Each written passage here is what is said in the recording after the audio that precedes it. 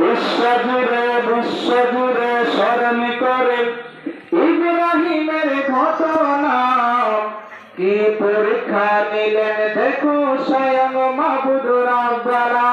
সুবহানাল্লাহ, সুবহান। সারা বিশ্বে আজকে ইব্রাহিম আলাইহিস সালামের ঘটনা মনে করছে, তাই বলছে কে বিশ্বজুড়ে স্মরণ করে ইব্রাহিমের ঘটনা, কি পরীক্ষা